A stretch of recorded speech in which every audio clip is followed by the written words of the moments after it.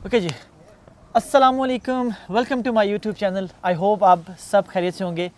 दोस्तों इस वक्त हम मौजूद हैं किननास्कस विलेज में। हाँ जी, मुझसे ये पुकारन जितना नाम बड़ा मुश्किल लग रहा है। अभी हम वैसे ही यहाँ पे थोड़ा घूमने फिरने आए थे और अभी पाकिस्तान से एक कॉल आई थी। एक फैमिली है जिनका कनाडा में एक विजिटर वीज़ा लगा है, वो डेफिनेटली आके यहाँ पे कन्वर्ट ही करना चाहेंगे। तो वो पूछ रहे थे कि कनाडा में बीइंग अ पाकिस्तानी कहाँ पे मूव होना चाहिए। टोरंटो में मूव होना चाहिए, कैलगरी में होना चाहिए या ब्रिटिश कोलंबिया मूव होना चाहिए। कहाँ पे उनको क्वेश्चंस के ये थे, पाकिस्तानी कम्युनिटी कहाँ पे ज़्यादा मिलेगी, पाकिस्तानी फ़ूड कहाँ पे मिलेंगे, मसाजिद कहाँ पे ज़्यादा मिलेंगी, कहाँ पे अपनी कम्युनिटी मिलेगी। तो ये ज़्यादातर लोगों का ना यही कंसर्न होता है कि क्या हम कनाडा जाएंगे तो अपनी कम्युनिटी के साथ कोई इंट्रैक्शन होनी चाहिए, ऐसी किसी जगह मूव हो जहाँ पर अपनी कम्युनिटी भी हो। तो उसामा भाई, लेट्स स्टार्ट विद यू। मुझे लगता है कि उसामा भाई ज़्यादा अच्छे से इसको एक्सप्लेन कर सकते हैं। उसामा भाई, क्या लगता है कि एक पाकिस्तानी कम्युनिटी कहाँ पर आपको लगता है कनाडा में किस किस जगह पे ज़्यादा है? मेरे ख्याल में पाकिस्तानी कम्युनिटी ना 3 सेंटर्स में है, उसके 3 सेंटर्स में डिवाइडेड है। एक तो वो GTA में है, मोस्टली मिसिसागा के अंदर। उसके बाद अगर हम वेस्टवर्ड्स आएँ तो कैलगरी आती है, और उसके बाद अगर हम और वेस्टवर्ड्स जाते हैं तो वो वैंकूवर है। वैंकूवर में तो आपको पता है हर जगह है, सरी में है, रिचमंड में है, चिलीवैग में है, एबर्ट्सफोर्ड में है, सब जगह है। स्टार्टिंग करते हैं टोरंटो से। टोरंटो, ग्रेटर टोरंटो में आपको पता है कि स्कारब्रो और मिल्टन, ये सारी सिटीज़ आती हैं। मेरे ख्याल में मिसिसागा डेफिनेटली, वहाँ पर तो बहुत बड़ी पाकिस्तानी कम्युनिटी है। अब मैं खुद अभी गया था, मैंने देखा वहाँ पर एक पूरा एडवांस पाकिस्तान है। वहाँ पर कम्युनिटी फूड स्टोर सब चीज़ें आपको मिल जाएंगी। और स्कारब्रो वगैरह भी काफ़ी पाकिस्तानी कम्युनिटी है। मुस्लिम कम्युनिटी भी वहाँ पर मुस्लिम कम्युनिटी भी काफ़ी ज़्यादा है। मसाजिद भी आपको काफ़ी मिलेंगी और काफ़ी आपको अपना जो जैसा माहौल आप चाहते हैं वैसा माहौल आपको मिल जाता है। फिर अगर हम कैलगरी, मेरा रिसेंटली काफ़ी आना जाना, मैंने यहाँ पर भी बहुत ज़्यादा पाकिस्तानी कम्युनिटी देखी और यहाँ पे मेरे ख्याल में कम्युनिटी ग्रो कर रही है आहिस्ता-आहिस्ता। बहुत ज़्यादा ग्रो कर रही है। कैलगरी इटसेल्फ भी एक ग्रोइंग सिटी है, तो कैलगरी भी ग्रो कर रहा है और साथ पाकिस्तानी कम्युनिटी भी ग्रो कर रही है। मेरे ख्याल में तकरीबन 30,000 के करीब पाकिस्तानी यहाँ रहते हैं। 30,000 के अराउंड है। और टोरंटो में तो जो मैंने लास्ट टाइम देखा था तो 2 लाख से ऊपर पाकिस्तानी वहाँ पर रह रहे हैं। और कुछ डेटा तो अभी भी जो है ना वो सही नहीं है, इससे ज़्यादा शायद रह रहे होंगे। और कितने लोग ना डॉक्यूमेंटेशन भी उनकी नहीं हुई, तो इसलिए वो नंबर भी उनके बीच में नहीं आ सके। ये भी एक सिलसिला है। ब्रिटिश कोलंबिया में अगर आप गूगल पे जाएंगे तो आपको 12 से 15,000 नजर आएगी, लेकिन एक्चुअल नंबर जो मेरा एक्सपीरियंस कहता है, मैंने जो सुना है वो 25 से 30,000 पाकिस्तानी कम्युनिटी शायद वहाँ पर भी है। मिक्स है, रिचमंड में है, सरी में है, लैंगली में है, न्यू वेस्टमिंस्टर, बर्नबी, बहुत सारी सिटीज़ हैं वहाँ पर। तो ये 3 जो जगह है ना, यहाँ पर सबसे ज़्यादा पाकिस्तानीज़ मूव होते हैं। यहाँ पर आपको पाकिस्तानी कम्युनिटी अगेन मिल जाएगी, मसाजिद आपको मिल जाएंगी, पाकिस्तानी खाने मिल जाएंगे। पाकिस्तानी खाने बेस्ट आपको मिलेंगे टोरंटो वाली साइड, मिसिसागा वागा। और उसके बाद मुझे कैलगरी, इनको क्योंकि यहाँ पे रह रहे हैं, मुझे कैलगरी भी थोड़ा बेटर लगता है खानों के हिसाब से, क्योंकि हम आते हैं ब्रिटिश कोलंबिया में पाकिस्तानी खाने को इतने मज़े के नहीं है। ठीक है, रेस्टोरेंट्स वाले बड़ी मेहनत कर रहे हैं, अच्छा खाना बना रहे हैं, लेकिन ना एक चीज़ मैं सबसे कहूँगा, नो ऑफेंस, लेकिन अगर आप पाकिस्तानी रेस्टोरेंट खोलें तो वहाँ पर आपको पाकिस्तानी कुक रखना पड़ेगा। अगर आप इंडियन कुक रखते हैं तो वो अपने हिसाब से खाना बनाते हैं, खाना थोड़ा सा मीठा होता है। तो ये मेरी वैंकूवर जितने भी रेस्टोरेंट्स वाले हैं ना, उनसे मेरा गिला है कि आप जो है ना इस पे ज़रूर काम करें। हम जब भी आपके रेस्टोरेंट में जाते हैं, बड़ी हमारे पाकिस्तान से दोस्त आते हैं कि यार पाकिस्तानी रेस्टोरेंट में लेके चलें, लेकिन वहाँ पर जब जाते हैं तो आपके खाने थोड़े से मीठे होते हैं, कुछ स्पाइसेस लेके हो, पाकिस्तानी बिरयानी हो, कुछ मज़ा आए, स्पाइसेस ऐसी हो। तो चलिए, यहाँ तो हमने कर ली खानों वानों की बात, यहाँ पे हम बात कर ली कि कहाँ मूव होना है। अब मूव नहीं होना, मूव के अलावा आपने बहुत सारी चीज़ें और भी देखनी है।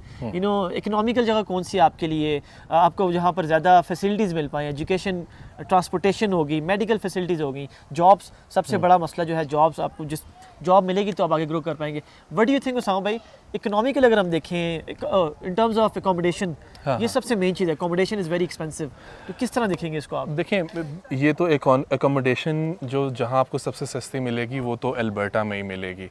चाहे आप कैलगरी में रह रहे हो, एडमिंटन में रह रहे हो, लेथब्रिज में रह रहे हो, तो ये वो जगह हैं जहाँ आपको सबसे ज़्यादा इकोनॉमिकल घर मिलेगा। फॉर एग्जांपल मैं मिसाल दे देता हूँ कि अगर आप एक डिटैच प्रॉपर्टी GTA के अंदर लेना चाहते हैं, तो आप 1 मिलियन से ऊपर ही की बात कर सकते हैं, और वो भी एक पुरानी प्रॉपर्टी है। ज़रा सी अच्छी प्रॉपर्टी $1.5 मिलियन पे चली जाएगी। अच्छा, परचेजिंग में आते हैं, पहले मैं बताते हैं कि अगर आप क्योंकि डेफिनेटली नए हैं तो रेंट पे ही जाएंगे। मुझे जो लगता है ग्रेटर टोरंटो में अभी जो रिसेंटली रेट देख के आया हूँ, अगर आप अपार्टमेंट लेते हैं डाउन टाउन में, थोड़ा सा साइड पे कहीं डाउन टाउन से जो करते हैं, तो आपको कम से कम 1800 से $2,000 के अंदर एक बेडरूम अपार्टमेंट मिल जाता है। और अल्बर्टा अगर मैं देखूँ तो अल्बर्टा भी एकदम से इंक्रीज हुआ है, कैलगरी खास तौर पे कैलगरी एकदम से इंक्रीज हुआ है। 1200 से 1500 1600 के अंदर यहाँ पर भी आपको 1 बेडरूम अपार्टमेंट मिल जाता है। उसके अलावा वैंकूवर अगर आप आएँ तो वो $2200-2400 के अंदर 1 बेडरूम अपार्टमेंट मिल जाता है। लेकिन ये हम बता रहे हैं डाउनटाउन का। अगर आप थोड़ा साइड पे जाएं, जैसे BC में सरी हो गया, सरी महंगा हो गया अभी, रिचमंड, लैंगली हो गया, कैलगरी में कौन सी जगह है जी साहब भाई? कैलगरी में जो बिल्कुल उसी तरह ही जैसे डाउनटाउन है वो सबसे ज़्यादा एक्सपेंसिव बाहर है। अगर जाएं तो उसके बाहर अगर चले जाएं तो आपको पता है, अभी हम सिटीस्केप गए हुए थे, वो बड़ी नई जगह है नॉर्थ ईस्ट के अंदर। नॉर्थ वेस्ट में लिविंगस्टन है और ग्लेशियर रिज बन रहा है, वो बहुत एक्सपेंसिव जगह है। इन जगहों पर आपको थोड़ा सा कम में जो है ना शायद अपार्टमेंट वगैरह मिल सकता है। जी जी बिल्कुल। सेम ग्रेटर टोरंटो में भी अगर आप अगेन डाउनटाउन जाएंगे तो महंगा है। मिसिसॉगा भी थोड़ा महंगा होगा, लेकिन उसके अलावा मिल्टन हो गया, किचनर हो गया, यहाँ पर आपको थोड़े से कम मिल जाता है। आई डोंट नो स्कारबरो का क्या सीन है, उसका मुझे आइडिया नहीं। स्कारबरो भी थोड़ा एक्सपेंसिव है क्योंकि वो टोरंटो के बिल्कुल साथ ही है। हैमिल्टन थोड़ा दूर है, वो थोड़ा सा ज़रा सस्ता है। हाँ। तो आप इन जगहों को टारगेट कर सकते हैं, लेकिन अगेन ट्रांसपोर्टेशन थोड़ा सा प्रॉब्लम हो सकता है, ज़्यादा दूर जाएंगे कि डेफिनेटली जो डाउन टाउन होता है वहाँ पर आपको ज़्यादा अच्छी। लेकिन ये कि अगेन इनका ट्रांसपोर्टेशन सिस्टम बुरा नहीं है, बहुत अच्छा है, आपको मिल जाती हैं बसेज़ वगैरह, ट्रेन वगैरह मिल जाती हैं। तो ये मसला आपका हल हो सकता है कि अगर आप डायरेक्ट डाउन टाउन ना जाएँ, अगर आप थोड़ा साइड पर जाएँ तो अकोमोडेशन आपको थोड़ी सी मुनासिब पैसों में मिल सकती है। तो ये होगी हमारी अकोमोडेशन। जॉब की बात कर लेते थोड़ी सी। जॉब की कर लेते हैं। हाँ जी, देखें जॉब जो है ना, जो टोरंटो है वो फाइनेंशियल हब है कनाडा का, बिजनेस सेंटर है जी, बिजनेस सेंटर है। तो अगर आपकी जो जॉब है वो बिजनेस से रिलेटेड है या फाइनेंस से रिलेटेड है तो बहुत ज़्यादा चांसेस हैं कि आपको वहाँ जल्दी जॉब मिल जाए as compare to Alberta.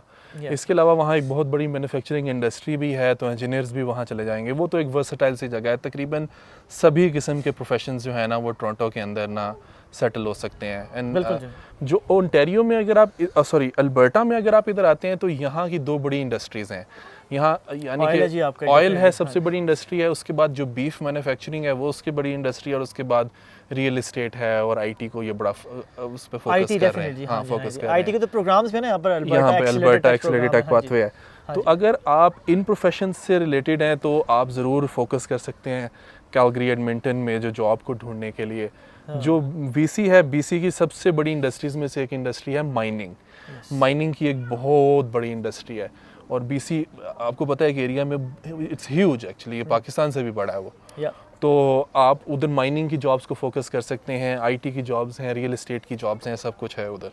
Right. अच्छा, यहाँ तक हमने बात कर ली जॉब की। अच्छा, जॉब के लिए बड़ा ज़रूरी है कि आप कोई ना पाकिस्तान से आने के बाद कोई स्किल ज़रूर लेके आएँ। बाज़ औक़ात लोग वहाँ से आते हैं, किसी कंपनी में मैनेजर होते हैं, डॉक्टर्स होते हैं, तो आके उनका फ्रस्ट्रेशन होती है कि उनको अपनी फील्ड में जॉब नहीं मिल पाती। देखिए, आप एक नई कंट्री में आ रहे हैं, कनाडा एक डेवलप कंट्री है, यहाँ का एजुकेशन सिस्टम थोड़ा डिफरेंट है, काम करने का सिस्टम थोड़ा डिफरेंट है, यहाँ की आपको थोड़ी सी चीज़ें डिफरेंट होंगी, तो थोड़ा सा यहाँ के का एक्सपीरियंस लेना पड़ेगा, या यहाँ पर अपनी एजुकेशन को आपको अपग्रेड ज़रूर करना पड़ेगा, कोई ना कोर्स करना पड़ेगा, शॉर्ट कोर्स, लाइसेंस, कुछ जैसे एजुकेशन होती है, हेल्थ केयर हो गया, या अगर आप वकील थे पाकिस्तान में तो यहाँ पर सर्टिफिकेशंस होती हैं, आपको लाइसेंस लेना पड़ता है। विदाउट लाइसेंस आप इन फील्ड में नहीं जा सकते। तो अगर आप अपग्रेड करें तो आप डेफिनेटली दोबारा अपनी फील्ड में जा सकते हैं, लेकिन इट टेक सम टाइम, थोड़ा सा इंतज़ार करना पड़ेगा, थोड़ा परसिस्टेंट रहना पड़ेगा, तब जाके अपनी फील्ड में आ जाएंगे। तो इसमें कोई मुज़ायका नहीं है, बुरी बात नहीं। अगर आप नीचे से शुरू करते हैं, स्क्रैच से शुरू करते हैं, दोबारा से आके आप डेफिनेटली आहिस्ता आहिस्ता अपनी फील्ड वगैरह में जा सकते हैं, और लाइफ आपकी डेफिनेटली आसान हो सकती है।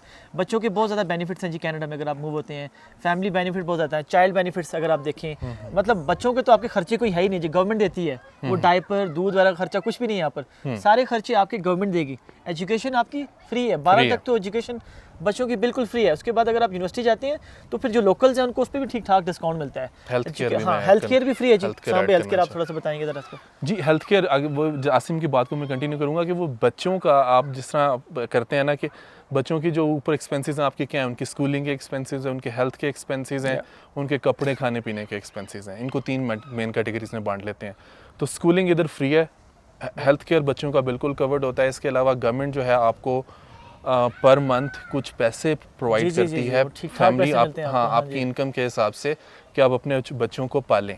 और वो इसलिए इनकरेज करते हैं कि कनाडा को, क्योंकि लोगों की बहुत ज़्यादा ज़रूरत है, तो वो चाहते हैं कि यहाँ के जो कपल्स हैं वो ज़्यादा से ज़्यादा बच्चे पैदा करें, और जो लोग बाहर से आ रहे हैं उनके लिए अट्रैक्शन क्रिएट करें कि भाई वो कनाडा को चूज़ करें बनिस्बत ऑस्ट्रेलिया के, UK के, न्यूजीलैंड के।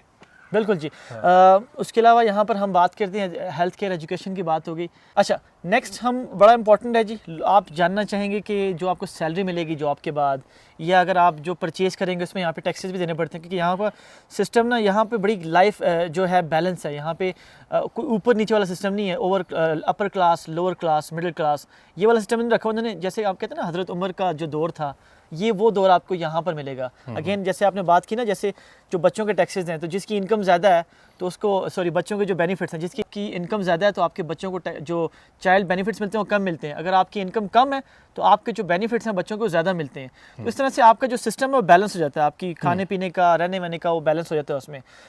तो साम भाई, इसमें हम डिस्कशन कर रहे थे टैक्सेस के बारे में। टैक्सेस आपको बड़ा ज़रूरी है जानना, थोड़ा समझना, टैक्स ब्रैकेट किस तरह से काम करता है। Since you are accountant, you can explain this better. देखें, पाकिस्तान और इंडिया और बांग्लादेश, जहाँ से आप हम लोगों को देख रहे हैं, बिल्कुल जैसे कि हमारे मुल्कों में प्रोग्रेसिव टैक्सेशन है, यहाँ भी प्रोग्रेसिव है। यानी कि अगर आपकी इनकम कम है, कम स्लैब में है, तो टैक्स कम है। Exactly. जैसे जैसे इनकम बढ़ती जाएगी टैक्स ज़्यादा होते जाएंगे। इसके अलावा ये था इनकम टैक्स। इसके अलावा दूसरा एक किस्म का टैक्स होता है सेल्स टैक्स। फॉर एग्जांपल, जब हम फ्यूल डलवाने जाते हैं पाकिस्तान के अंदर, तो आप पेट्रोलियम लेवी के अलावा, एक्चुअल फ्यूल की प्राइस के अलावा सेल्स टैक्स भी पे करते हैं। आप कोई और चीज़, शैम्पू ख़रीदते हैं, कोई चीज़ और बाज़ार से जाके ग्रॉसरी स्टोर से ख़रीदते हैं, सेल्स टैक्स पे करते हैं। तो सेल्स टैक्स यहाँ भी है। अब सेल्स टैक्स मुख्तलिफ सूबों में मुख्तलिफ है। फॉर एग्जाम्पल, अगर आप टोरंटो से, ओंटारियो से अगर आप स्टार्ट करें तो सेल्स टैक्स है 13%, जो कि वन ऑफ द हाईएस्ट है इन कनाडा। अगर आप बीसी में चले जाते हैं तो सेल्स टैक्स है 12%, वो अगेन ये हायर साइड पे है। इसमें अल्बर्टा नंबर 1 है जी। अल्बर्टा में जो सेल्स टैक्स है वो कनाडा में लोएस्ट है, एंड विच इज़ जस्ट 5%, जो कि एज़ कम्पेयर टू 12 और 13 बहुत कम है। इसलिए मैं आपको, आसिम को भी एडवाइस करता होता हूँ कि अगर आपने कोई एक्सपेंसिव प्रोडक्ट खरीदनी है, एप्पल का कोई मैकबुक लेनी है, आईफोन लेना है, तो जब आप हमें मिलने आया करें, यहाँ से ले लिया करें। That's why the community is growing in Calgary specially, क्योंकि ये टैक्सेस, जैसे आपने कहा कि यहाँ पर 5% है। फिर आपकी गैस यहाँ पर सस्ती है जी। टोरंटो में और जो बीसी में इस वक्त आई थिंक रेट चल रहा है $2 का 1 लीटर मिल रहा है, से ऊपर मिल रहा है। यहाँ पर आई थिंक अभी भी 140-150 के बीच में। तो यहाँ पर आपका जो ऑयल गैस है सस्ता है। यहाँ पर प्रॉपर्टी जो है सस्ती है अभी। जैसे अगर आप एक अपार्टमेंट में देख रहा हूँ, 1 बेडरूम अपार्टमेंट, तो बीसी में अगर मैं बात करूँ, बीसी में अगर जैसे डाउनटाउन में सरी वगैरह की साइड पे, तो वहाँ पर $5-6 लाख का एक अपार्टमेंट मिल रहा है। 4 तो नॉर्मल है, और यहाँ पर जब मैं देख रहा हूँ $2-3 लाख में आपको अपार्टमेंट मिल जाता है। तो again that is the reason कि कम्युनिटी यहाँ पे ग्रो कर रही है। बट सामने एक बात है, आपके अल्बर्टा में ठंड बढ़ी है यार, बहुत बर्फ है यार। बिल्कुल, ये एक बहुत इंपॉर्टेंट चीज़ है जी, क्योंकि कुछ लोगों को वेदर से रिलेटेड बड़ी सीवियर कंडीशंस होती हैं, और अगर आप सर्दी को बर्दाश्त नहीं कर सकते तो आप कैलगरी या एडमिंटन को चूज़ नहीं कर सकते अपने। फिर आप ब्रिटिश कोलंबिया आ जाएं, गर्म है थोड़ा सा जहाँ पे मैं रहता हूँ। बारिशें ज़्यादा लगती हैं ऊपर विंटर में, लेकिन ठीक है, अपना रेन कोट शोट पहन लें। तो आई थिंक ये हमारी यहाँ पर होगी जी, टोरंटो, अल्बर्टा और ब्रिटिश कोलंबिया, जो मेन जो आप कह रहे हैं कि हमने वहाँ पर मूव होना है। कम्युनिटी कहाँ मिलेगी, तो यहाँ पर आपको कम्युनिटी सबसे ज़्यादा मिलेगी। अब हम एक और चीज़ के बारे में बात कर लेते हैं कि आने से पहले ना, क्योंकि आना ही नहीं है, कनाडा का वीज़ा लग गया तो टिकट लेना और पहुँचाना, आने के पहले तैयारी भी करनी ज़रूरी है। आपको क्या लगता है साम भाई, एक जनरल सा मैं आपसे एक पूछता हूँ सवाल, किस तरह की तैयारी होनी चाहिए?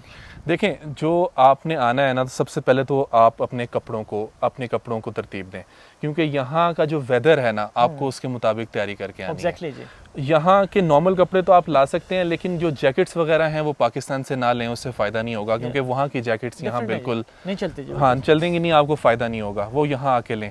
इसके अलावा अपने डॉक्यूमेंट्स को अपने कॉलेजेस वगैरह से अटेस्ट करवा के आएँ। अगर आपने यहाँ आके कोई लाइसेंसिंग का प्रोसेस स्टार्ट करना है, चाहे आप लॉयर हैं, डॉक्टर हैं, नर्स हैं, या स्पेशली हेल्थ केयर से, जो आपको पता है लाइसेंसिंग यहाँ बहुत ज़्यादा होती है, रिगुरस होती है। इसके अलावा जैसे आसिम ने कहा था कि कोई ना कोई skill in addition to your profession वो ज़रूर लेके आएँ। फॉर एग्जांपल, अगर आप इंजीनियर हैं तो ठीक है, आप कोशिश करें कि आपको आके आपकी फील्ड में यहाँ जॉब मिल जाए, और मिल भी जाएगी इंशाल्लाह। लेकिन फॉर एग्जांपल, अगर आपको कुछ और करना पड़े सर्वाइवल के लिए, अगर जैसे कनाडा में सबसे ज़्यादा जो है काम ट्रेड, जितने भी हाथों के काम है ना जी, इसमें आपको काम मिलेगा भी, पूरा साल आपको मिलेगा, पैसा भी बहुत अच्छा, और आप आपके बॉस हैं, आपको काम आता है, आप कॉन्ट्रैक्ट ले सकते हैं जिससे मर्जी लेना चाहें। मैंने खुद अगर किसी प्लम्बर या इलेक्ट्रिशियन को बुलाना है, मुझसे बहुत ज़्यादा पैसे चार्ज कर लेता है। फिर ऑनलाइन आजकल फ्रीलांसिंग बहुत अच्छी है, जो यंग स्टूडेंट्स मैं देख रहा हूँ, graphic designing, web development, content writer, content creator, which I am, like मैं यूट्यूब पे वीडियोस बनाता हूँ। तो ये जो चीज़ें ना ऑनलाइन, सारी भी चीज़ें आपको आनी चाहिए। कुक हेयर स्टाइलिस्ट, तो इस तरह की कोई ना कोई स्किल होनी चाहिए, अदरवाइज आप गिले ही करते रहेंगे यार आप कहाँ पे आ गए हैं। हाँ। कनाडा अच्छा नहीं है, कनाडा बुरा है, कनाडा बहुत अच्छा है, लेकिन तैयारी करके आप लोग नहीं आते। जी। तैयारी में ये चीज़ें भी आती हैं, और तैयारी में वंस अगेन आपको कल्चर शॉक का भी एक थोड़ा सा वो लगेगा, तो वो भी तैयारी करके आने की, यहाँ पर आप आएंगे तो डिफरेंट कम्युनिटी होगी, डिफरेंट किस्म का एनवायरनमेंट होगा। वो जैसे लाहौर में, कराची में लोग रात को 2-2 3-3 बजे उठे रहते हैं, यहाँ पर वो सिस्टम नहीं होगा। अक्सर जो नए लोग आते हैं वो गिला करते हैं, यहाँ पर शाम को 7 बजे सारा बंद हो जाता है। अगेन मैं हमेशा ये कहता हूँ तो कि हज़रत उमर का दौर उनका यहाँ पर आपको मिलेगा कि शाम को लोग जल्दी सो जाते हैं, सब बंद हो जाता है, और सुबह 5 बजे उठते हैं और काम पे निकल जाते हैं। लाइनें लगी होती हैं सुबह 5 बजे, हम लोग सोए रहते हैं। तो ये एक बड़ी इंपॉर्टेंट चीज़ है, इसको भी आप याद रखना। आपको कल्चर शॉक ज़रूर लगेगा, मे बी आपको अपना जो फूड है वो नहीं मिल सकता, आपको अपना जो वो जो वहाँ का कल्चर है शायद वो एकदम से नहीं मिल पाएगा। डिपेंड करता है आप कहाँ पे रहते हैं, राइट साहब भाई? कल्चर शॉक में ये होता है जी। कल्चर शॉक में ऐसे ही है, मतलब कि वेदर के लिए तैयार होके आए, प्रोफेशन के लिए तैयार होके आए, और जिस तरह आसिम ने कहा उसके जो ट्रेड्स हैं ना, जो हैंडीमैन होता है ना, जिस तरह हैंडीमैन है, आप थोड़ा बहुत बेसिक लेवल का लकड़ी का काम कर सकते हैं, इलेक्ट्रिशियन का काम कर सकते हैं, प्लम्बिंग का काम कर सकते हैं। तो यहाँ हैंडीमैन जो होते हैं वो $50 एन आवर से स्टार्ट होते हैं जी। $50 एन आवर से आप एटलीस्ट उनको पे करेंगे, नहीं तो ऊपर ही है सारा कुछ इससे। एक और सबसे इंपॉर्टेंट चीज़ है जो शायद आपके लिए ज़रूरी ना हो, लेकिन मैं समझता हूँ बहुत ज़रूरी है, कि जब मैं भी पाकिस्तान से नया आया था तो हम लोग बड़े अकड़ू होते हैं। यहाँ से आते हैं, हम किसी की बात सुनते नहीं हैं, हम अपने आप को बहुत ज़्यादा ऊपर समझते हैं। तो ये चीज़ आपने अपने आप को यहाँ पर आना तो अपने आप को ना बड़ा बैलेंस रखना है, आपको गुस्सा नहीं करना। गुस्सा यहाँ पर बड़ा नुकसान है। और उसके अलावा sorry, excuse me, thank you, ये चीज़ें यहाँ पर बहुत चलती हैं। यहाँ पे ठंडा रहना पड़ता है। अगर आप गुस्सा करते रहेंगे तो आप हर जगह नाकाम होंगे। जॉब पे आपको शायद आपका जो बॉस है, जो भी आपका मैनेजर है, वो आपको बड़ा, यहाँ पे लोग ना बड़े स्ट्रेट फॉरवर्ड होते हैं, कर्टियस हैं, कर्टियस भी हैं, स्ट्रेट फॉरवर्ड भी हैं। तो शायद हमें लगा कि वो हमसे रूडली बात कर रहा है, बड़ा सीधी से बात कर रहा है। तो यहाँ पर ना आपको थोड़ा सा तैयार हो के आना है कि यहाँ पर लोग ठंडे हैं बहुत ज़्यादा। गुस्सा नहीं आता, आप दबा के तंग करें, गोरों को गुस्सा नहीं आता, गुस्सा हमें ही आता है। तो हमें वो गुस्सा पीना है, क्योंकि गुस्सा आपको ना बाज़ वक़्त बहुत ज़्यादा नुकसान दे सकता है। क्योंकि अगर हम इसके जो बाय लॉ की चीज़ों में जाएँ तो गुस्सा किसी को अगर आपने टच कर दिया गलती से भी, बहुत बड़ी प्रॉब्लम है। आप मुंह से बातें कर सकते हैं, मुंह से तो लोग पुलिस वालों को गालियाँ देते हैं। फिंगर्स जो होती है ना, वो अजीब साइंस दिखाते रहते हैं, लेकिन पुलिस वाले कुछ नहीं बोलते, which was really surprising for me. हम तो पाकिस्तान में पुलिस वालों से डरते थे दूर से, उनका डंडा देखे, यहाँ पे डंडा होता ही नहीं है। लेकिन आपने कभी भी किसी को टच नहीं करना। मैं इसलिए बात कर रहा हूँ कि रिसेंटली, क्योंकि इंडियन स्टूडेंट्स को बहुत ज़्यादा अवेयरनेस होती है, पाकिस्तानी कुछ स्टूडेंट्स आए हैं, SFU UBC के कुछ स्टूडेंट, मैं नाम नहीं लेता किसी के भी, उनसे ऐसी मिस्टेक्स हुई हैं कि डेफिनेटली आप आते हैं, जब आपको माहौल मिलता है, कोई ना कोई गर्लफ्रेंड बन जाती है, तो वो आपस में उनकी जब झगड़ा वगड़ा हो तो उन्होंने पुश कर दिया, टच कर दिया। आज तक वो केसेस में फंसे हुए हैं। तो ये हरकत कभी आप नहीं करनी। इतना मेहनत आप करके आते हैं, खुदा न खास्ता किसी के ऊपर हाथ लगा दिया तो फिर आपको वो केस बन जाएगा और आपको शायद वापस जाना पड़ेगा।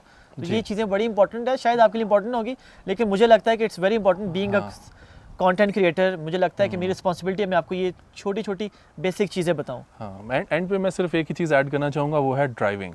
जो ड्राइविंग जो है ना, हम जिस तरह पाकिस्तान में या इंडिया में ड्राइविंग करते हैं, एग्रेसिव जो टेल गेटिंग करते हैं, अगली गाड़ी के बिल्कुल साथ लगा के गाड़ी चलाते हैं, या कट्स मारते हैं एक दूसरे को, और रोड रेज का नज़र बड़ा सिस्टम है, किसी ने कुछ कह दिया तो आपने शीशा खोल के उसको बुरा भला कहना स्टार्ट कर दिया। यहाँ ऐसा कुछ नहीं है। यहाँ मतलब कि यहाँ तो हॉर्न देना किसी को गाली समझा जाता है। हॉर्न लगेगा तो सब एकदम से ना होशियार है, हुआ क्या पता नहीं कि किस बदनसीब को जो है ना हॉर्न पड़ा है। तो उधर तो हम एक तरह से हॉर्न किसी को लग जाए ना बेइज्जती हो जाती है। तो इस तरह भी जो है ना, आप अपना इंटरनेशनल लाइसेंस भी ज़रूर लेके आएँ, वो आपको हेल्प करेगा। और यहाँ आते ही आप जो है ना अपनी जो ड्राइविंग की स्किल्स है ना, उसको मेंटली रेडी रहेंगे तो 1 महीने में चेंज हो जाएंगे, कोई मसला नहीं है। हम लोगों ने भी की है। I would say look who is talking. Osama भाई बहुत तेज गाड़ी चलाते हैं, खुदा की कसम सारा टाइम डर लगा रहता है, कटे मारते हैं। अच्छे ड्राइवर हैं लेकिन बहुत तेज चलाते हैं यार, खुदा के बंदे। मगर एनीवेज ये बड़ी जो है बेसिक चीज़ें हैं जी, बेसिक बातें हैं। आई एम श्योर जब आप कनाडा से दूर हैं, नहीं आए अभी तक पाकिस्तान से, बहुत सारी चीज़ों का आपको नहीं पता, तो डेफिनेटली जो लोग यहाँ पे रहते हैं उनका एक एक्सपीरियंस होता है। हम लोग का यहाँ पे ठीक ठाक एक्सपीरियंस हो गया, 8 से 10 साल हमारे यहाँ पर हो चुके हैं, और ये सारी चीज़ें हमने फेस की। शुरू में बड़ी मुश्किलात हुई थी, मेरे टाइम पे तो कोई वीडियोज़ वगैरह का सीन नहीं था, तो सारी चीज़ें खुद ही एक्सप्लोर करनी पड़ती। आपके पास तो सोशल मीडिया पे इतनी वीडियोज़ हैं, इतने आपको कंटेंट मिल जाएंगे कि आपके लिए कोई मुश्किल नहीं है। But you just have to come and you just have to start your life with proper preparation and that's it. Sam भाई, anything you want to add in the end? मैं मेरे ख्याल आपने मेरे ख्याल सब कुछ समराइज़ कर दिया। मैं यही आपको कहूँगा कि मेंटली प्रिपेयर होके आए चेंज के लिए, क्योंकि हर चीज़ ने चेंज हो जाना है। आपकी लाइफस्टाइल ने चेंज हो जाना है, फूड ने चेंज हो जाना है, ड्राइविंग ने, जॉब कल्चर ने, तो अगर आप मेंटली प्रिपेयर होके आ रहे हैं कि हम ज़िंदगी में एक चेंज से गुजरने लगे हैं तो ये चीज़ें आपको मुश्किल नहीं लगेंगी। यस, एक और चीज़ बहुत इंपॉर्टेंट मुझे लगता है कि इसको भी कवर करना चाहिए। जब आप कनाडा आएंगे तो डॉलर्स आपको डेफिनेटली, आप चाहेंगे कि डॉलर्स कमाएं, लेकिन ना अपने आप को बैलेंस रख के चलना है। एक बंदा काम करे, दूसरा बेशक ना करे, क्योंकि आपने बच्चों को टाइम ज़रूर देना है। बच्चों का शुरू का टाइम है ना, अगर वो निकल गया ना, उसके बाद बच्चे आपके ना यहाँ पर बच्चे जो है ना अपने पेरेंट्स को पूछते तक नहीं है। इसलिए नहीं पूछते बड़े होकर कि पेरेंट्स ने बच्चों को बचपन में पूछा था। तो ये बहुत इंपॉर्टेंट है कि जो हमारे जैसे पंजाबी भाई हैं बड़ी मेहनत करते हैं, लेकिन क्या होता है कि हस्बैंड वाइफ दोनों जॉब करते हैं। सुबह एक बंदा जाता है जॉब पे, शाम को दूसरा जाता है, तो बच्चों को टाइम नहीं मिल पाता। बाद में मेंटल हेल्थ, ये बहुत सारी प्रॉब्लम्स होती हैं बच्चों के साथ। तो बच्चों को टाइम देना बहुत ज़रूरी है। कि जब मैं भी नया था तो मैं 24 घंटे में से ना साम भाई 16 घंटे 18 घंटे जॉब करता था। ना मैं फैमिली को टाइम दे पाया और ना मैं अपने आप को कुछ ग्रो कर पाया। 5 साल बाद जब मैंने देखा यार ये तो मैं क्या कर रहा हूँ, सिर्फ डॉलर्स बना रहा हूँ, कुछ मैंने आपको ग्रूम नहीं किया। तो उसके बाद फिर मैंने कहा यार आराम से करता रहे, पैसे तो बनते रहते हैं यहाँ पर। अच्छी लाइफ भी गुजारनी चाहिए। लाइफ में अगर काम ही करते रहे तो फिर वो लाइफ ना हुई आपकी। यहाँ की इतनी अच्छी लाइफ है, आप कनाडा को एक्सप्लोर करते रहें। इतनी चीज़ें हैं यहाँ पर, लेक्स हैं, पहाड़ हैं, मतलब बेहतरीन किस्म की आपको यहाँ पे सीनरीज मिलेंगी। तो एक्सप्लोर करें इस कंट्री को, एंजॉय करें। यहाँ पर लोग आते हैं घूमने फिरने। भाई ये चीज़ है जी, ऐसे चलिए जी। आई थिंक जितनी भी जो इंपॉर्टेंट चीज़ें थी, अगर आप नए आ रहे हैं कनाडा तो आई एम श्योर ये वीडियो आपके लिए बहुत हेल्पफुल होगी। इस वीडियो को ज़रूर शेयर करें। अगर आपको कोई भी इमिग्रेशन के रिलेटेड कोई भी हेल्प चाहिए, किसी की तरह की भी, तो हमारे यूट्यूब पर बहुत सारी वीडियोज़ हैं, आप वो देख सकते हैं। आपको हमसे 1 to 1 बात करने की ज़रूरत नहीं है, इतनी सारी वीडियोज़ हैं। मेरी हैं, सिमाप के चैनल पर जाएँ, उनका भी इंस्टाग्राम ID, टिकटॉक ID है, वहाँ पर जाएँ। फिर अगर आपको फर्दर अगर आपको हेल्प चाहिए तो लाहौर में जो ऑफिस है हमारा, उधर जाएँ, नीचे एड्रेस होगा। इस्लामाबाद में ऑफिस है, वहाँ पर जाएँ। वहाँ पर जाके आप 1 to 1 जाके मिलें उनसे इन्फॉर्मेशन लें, और जाके वो इन्फॉर्मेशन लेके I would say if you can do yourself, go home, try yourself. जाके वेबसाइट पे जाएं, ट्राई करें, खुद अप्लाई करें। नहीं होता तो फिर we are always there for you guys. I hope ये वीडियो आपको हेल्पफुल लगी होगी। आपसे मिलते हैं अपनी अगली वीडियो में। अपना और अपनी पूरी फैमिली का बहुत ख्याल रखिएगा। अस्सलाम वालेकुम एंड पाकिस्तान जिंदाबाद जी। Take care.